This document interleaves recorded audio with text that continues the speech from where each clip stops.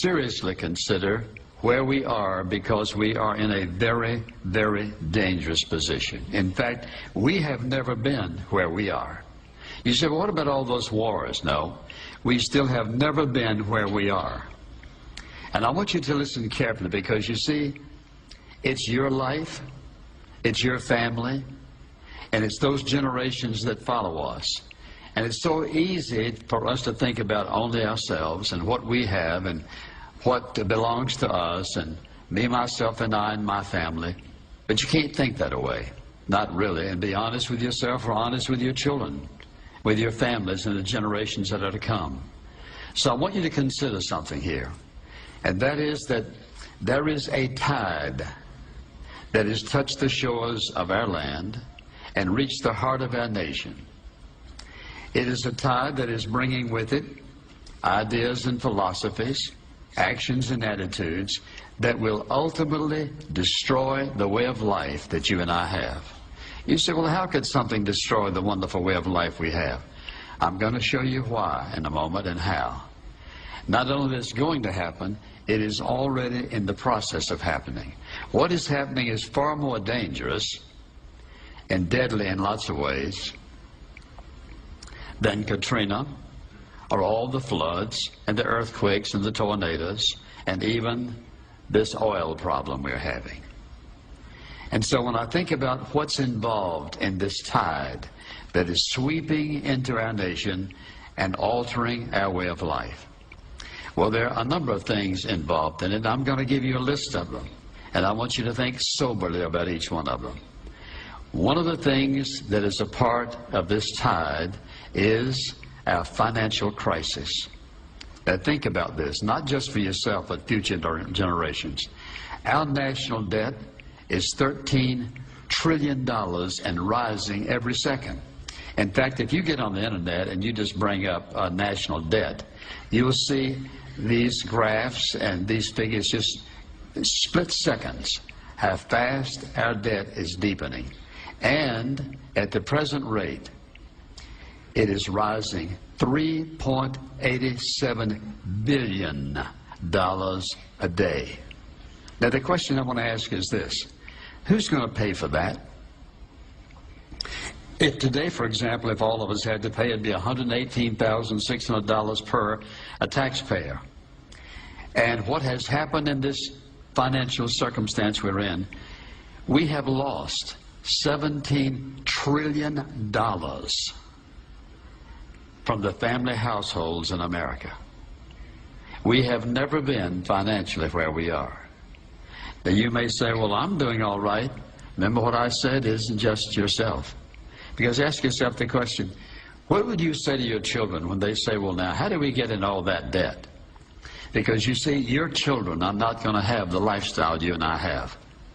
Your grandchildren certainly will not. For the simple reason, the money won't be there.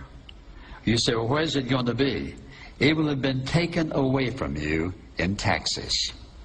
Because that's the way all of this fits. Because what is happening is all of this is a result of it. And you see, if we keep moving in the same direction we're moving today, it is predicted that in 18 months we will be insolvent. We will be where Spain, Portugal, and Greece is. And that is, they're bankrupt. And when this nation becomes bankrupt, we lose our freedom. Somebody becomes absolutely in control. The worst part of this tide is the move toward socialism in this country. Let me remind you of something. The government's responsibility is not to take care of us. It is to protect us. So I want to define for you what socialism is, because in many people's ideas that means the government's going to take care of me. It's social welfare. The government's responsible. So I want to define for you what socialism is. It is a centrally planned economy in which the government controls all means of production and distribution. That's what socialism is. Now, if you want to ask people how that works out in practicality, and there are people in this church who can tell you that, people who've lived in Russia and Germany and other nations who've lived under communism. And socialism is simply a form of it. There is no reward for working in a socialistic society. That is, God has given all of us gifts, and some people are very skilled at what they do, whether it's technology or whatever it might be.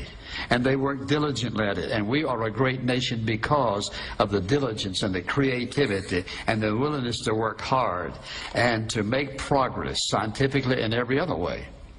But when there is no motivation for that, when our creativity is stifled, then what happens?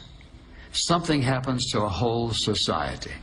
Socialism demoralizes people so that the individual owns nothing, because in a socialistic society, remember this, the government has the right and the power to take anything they want when they want it for the sake of the state. Don't ever forget that.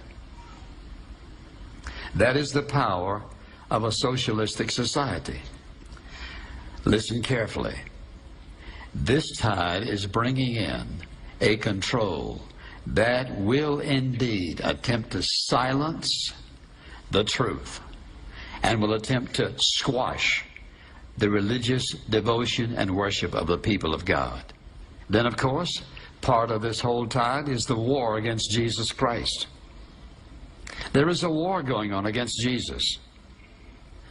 You take him into the classroom, you remove the Bible, little by little, and then we say we do not want anybody praying about Jesus in public prayers. Then we don't want chaplains using the name of Jesus in their prayers. Let me ask you a question. What is it about Jesus you don't like? What did he ever do wrong?